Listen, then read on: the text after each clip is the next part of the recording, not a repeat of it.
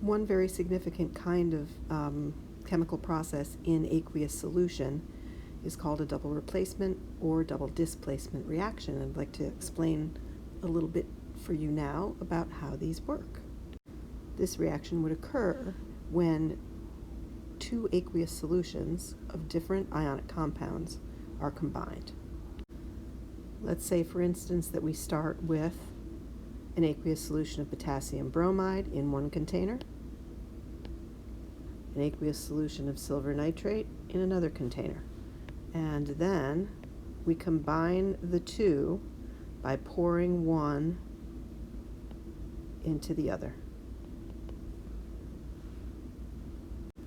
Let's talk about what actually is present in the KBr solution. This is an ionic compound and it has been dissolved in water. And so what it really is composed of is a large number of potassium ions and bromide ions in a 1-to-1 ratio.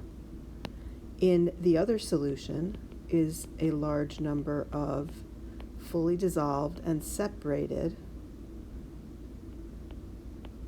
Ag pluses and NO3 minuses. We'll get into this a little bit more when we get to the chapter on solutions. Figure 4.4 in your textbook also shows in some detail and on a particle level how a double replacement reaction would work, so you may want to take a peek at that. What happens in this particular process is that when Ag plus ions find themselves in the vicinity of Br minus ions, the solid AgBr is formed, and the K plus ions and NO3 ions remain in solution. A solid crystal lattice network has formed with those ions that form the precipitate, and the remaining ions are still dissolved in the liquid above the precipitate that has fallen to the bottom. So this solid that forms is called a precipitate, which I will abbreviate most of the time as PPT to save time in writing that word.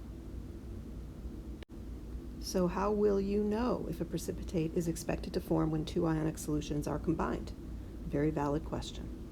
Back many years ago, students were expected to memorize which combinations would make precipitate. That is not the case anymore. You can always refer to table 4.1 in your book, and what you'll find there is what we call the solubility rules. In this screen, you will see the reaction between an aqueous solution of potassium iodide and an aqueous solution of silver nitrate. Is clear and colorless, as evidenced also on the dish. Bring that up a little closer for you to see. And now I'm going to add some drops of silver nitrate. Okay.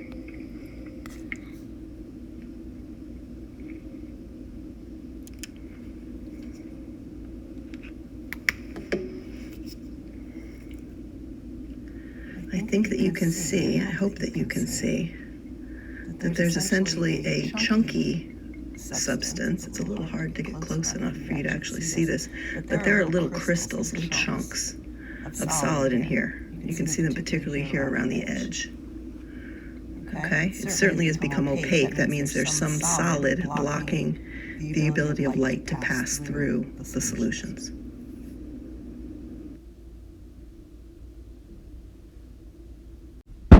If we refer to the solubility rules in table 4.1, you will discover that the solid that forms here is silver iodide, and that the potassium nitrate solution remains aqueous.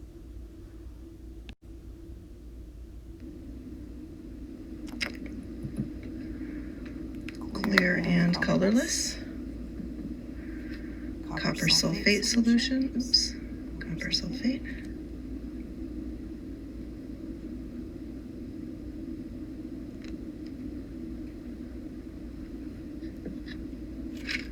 And I'm going to keep this a little bit well, thought I was. And then stir this a little bit and let you see the formation of the solid in the area where the two solutions have come together. So we clearly are getting a precipitation in this case, and the more I stir, the chunkier that solid will become.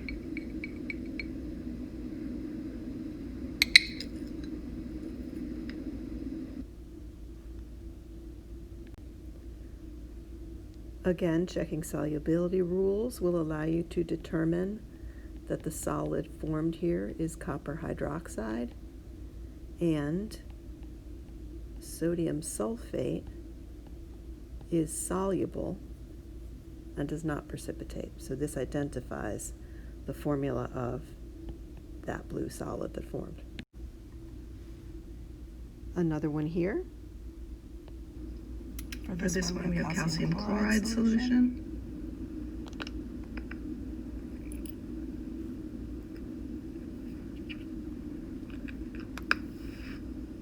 And sodium carbonate solution.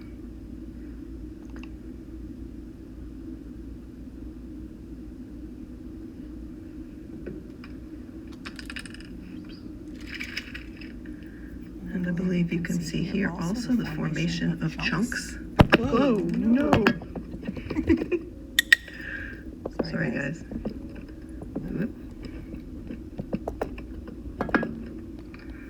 Well, that was a disaster. The formation of chunks where those solutions have mixed. These are fairly distinctive crystals that have formed. I mean, it's more than just cloudiness. It's little pieces of solid between those. And if you check solubility rules, you will find that the sodium chloride does not precipitate and remains aqueous, and the calcium carbonate, in fact, is the solid, that white solid that formed in this case.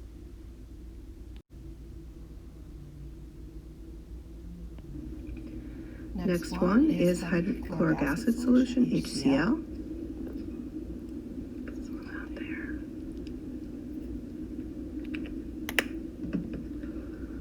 Followed by some silver nitrate.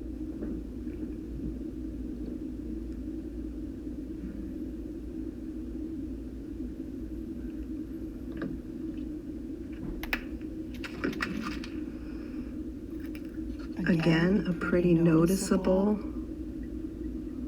crystallization at the interface of the two solutions, some pretty good sized chunks that will eventually settle down to the bottom. So we got a precipitation here as well.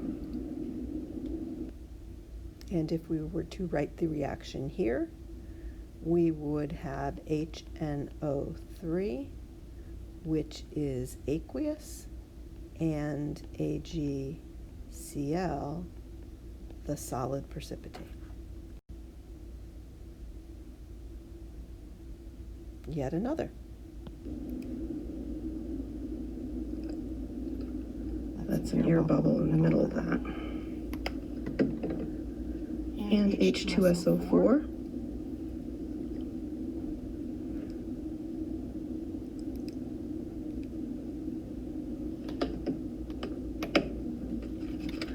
Another pretty evident precipitation. Seems more like a cloudiness than chunks. I can't zoom in super well, but even the cloudiness indicates a precipitation has occurred.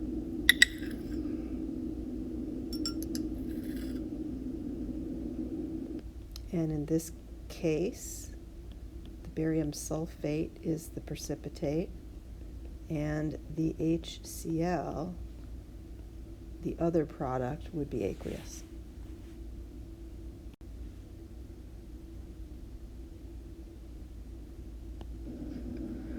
This next one is a solution of lead nitrate. Oops. Put the OH and HCl. Ooh. Instantaneous crystallization. You can see the crystals forming there. So yet another precipitation. The precipitate in this case is PbCl2 solid, and what remains in solution is HNO3 aqueous.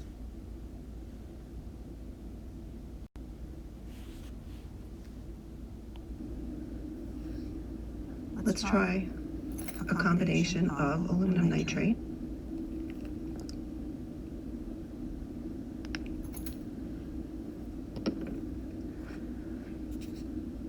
and calcium chloride.